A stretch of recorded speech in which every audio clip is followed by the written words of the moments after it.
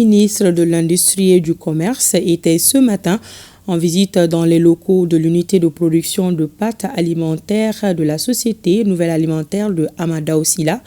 On se rappelle, le ministre Moussa Alassane Diallo s'y était rendu il y a un an pour l'application de certaines mesures, notamment l'interdiction de la farine de blé et de pâtes alimentaires en République du Mali. Le constat est rassurant, nous dit Tamsir Diabaté dans ce reportage.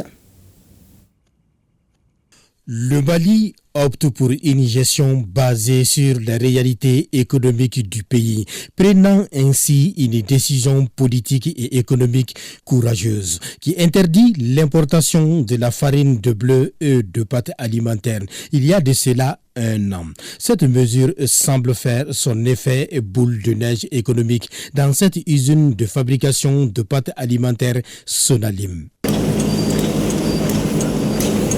Et entre la première visite du ministre de l'Industrie Moussa Alassane Diallo dans cette usine en juillet dernier, seulement 15 jours après sa nomination à la tête du département et celle d'aujourd'hui, les constats ne sont pas les mêmes. Le constat, c'était 8 mois de production de produits finis invendus et 4 perspectives à court terme. La première, c'est la disparition d'unités industrielles. La deuxième, c'est la perte de 30 000 tonnes de production par an de pâtes alimentaires. La troisième, c'est la destruction de 230 emplois. Et la quatrième perspective à très court terme, c'était 14 milliards d'investissements compromis. 14 milliards d'investissements compromis. Il a fallu envisager des mesures à très court terme pour apporter une réponse à cette question. Aujourd'hui, on peut se féliciter des résultats obtenus.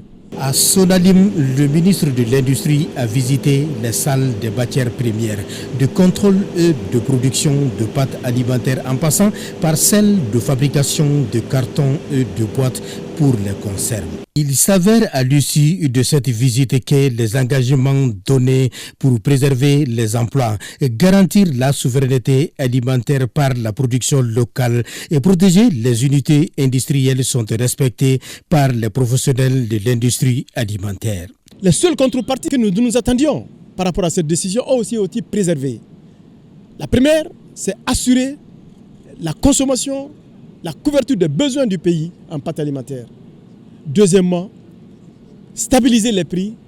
Et troisièmement, assurer la qualité de la production. Nous, notre chiffre d'affaires, on l'a plus que doublé déjà.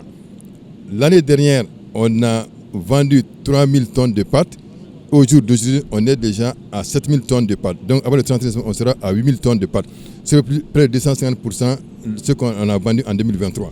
Et l'année 2025, si Dieu le veut bien, nous comptons vendre 15 000 tonnes de pâtes alimentaires, ce qui correspond à 50% de la capacité installée.